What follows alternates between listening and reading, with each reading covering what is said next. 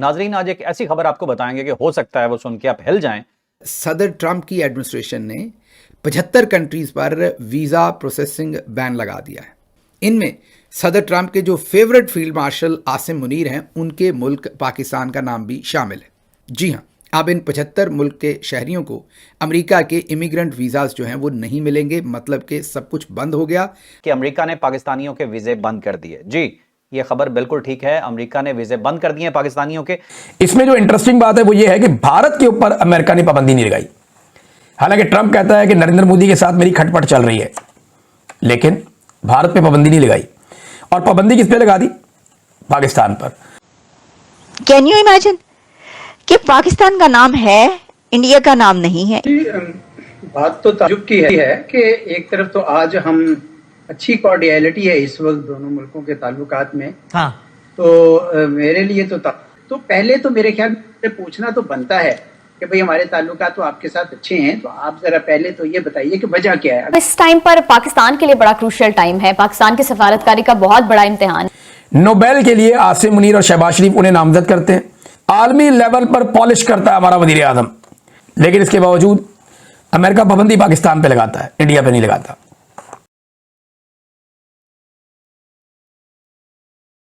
तो दोस्तों, पाकिस्तानी मीडिया और पाकिस्तानी बाकायदा इस समय काफ़ी सख्ते में हैं, काफ़ी हैरान और परेशान हैं, क्योंकि खबर ही ऐसी है। और जैसा कि आपने सुना कि अमेरिका ने एक 75 देशों की लिस्ट जारी की है, जिसमें उन देशों के नागरिकों को अमेरिकन वीज़ा देने पे पाबंदी लगा दी गई है, जिसका मतलब ये है कि उन देशों के नागरिकों को अमेरिका में जाकर के रहने की कम्प्लीटली मनाही हो गई है। और इन देशों में पाकिस्तान का भी नाम शामिल है।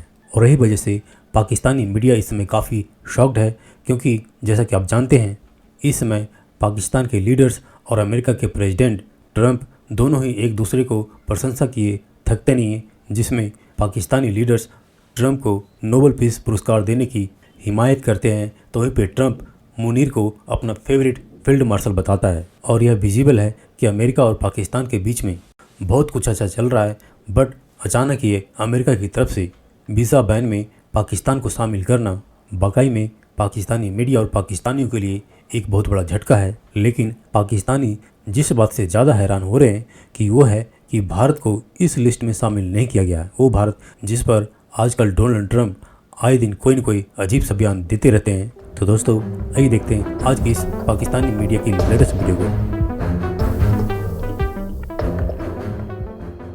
आप पहले अगर इस पे कमेंट कर दीजिए, चूंकि ताज़ा खबर भी और बहरहाल बहुत अहम है कि एक तरफ तो हम ये बात कर रहे होते हैं कि पाकिस्तान अमेरिका ताल्लुक इस वक्त बहुत ही एक ज़बरदस्त सतह पर है, और क्या बात है, हालिया तारीख का बेहतरीन ताल्लुक, लेकिन जो 75 ममालिक की फहरिस्त जारी हुई है जिनकी इमिग्रेंट वीज़ा प्रोसेसिंग रोक दी है अमेरिका ने, उसमें पाकिस्तान भी शामिल है। समझ में बज़ाहिर ही आता है, बाकी आप एक्सपर्ट ओपिनियन देंगे इस पर।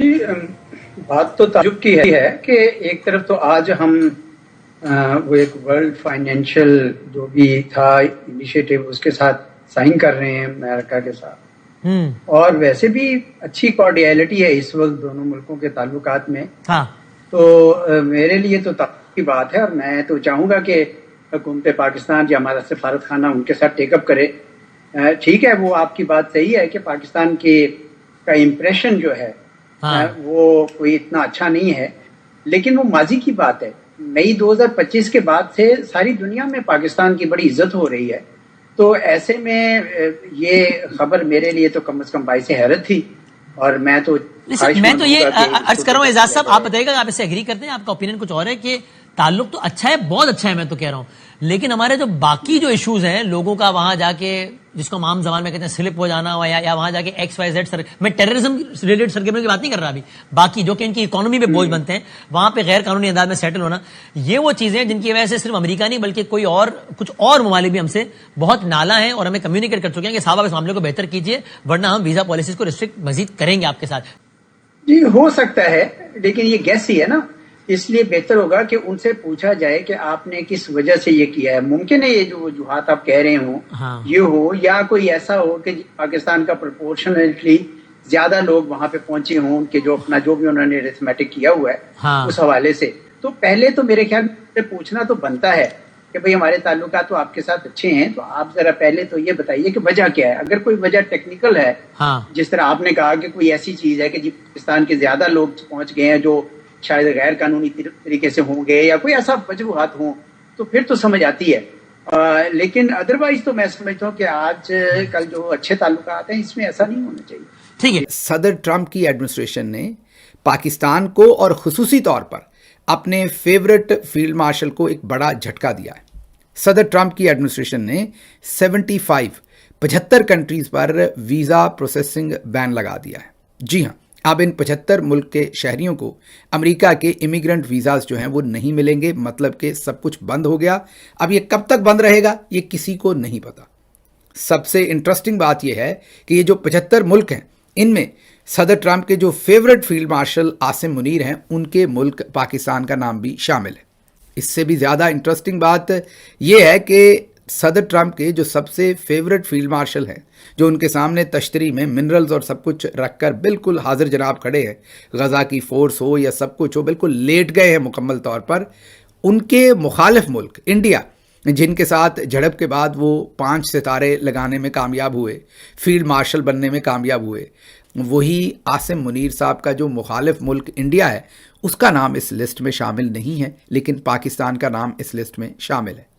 اس سے بھی زیادہ انٹرسٹنگ بات یہ ہے کہ جس وقت یہ آرڈر پاس ہو رہا تھا صدر ٹرمپ کی ایڈمنسٹریشن کی طرف سے، اس سے محض چند گھنٹے پہلے پاکستان میں اسلام آباد میں فیلڈ مارشل عاصم منیر وہ ایک معاہدہ سائن کر رہے تھے.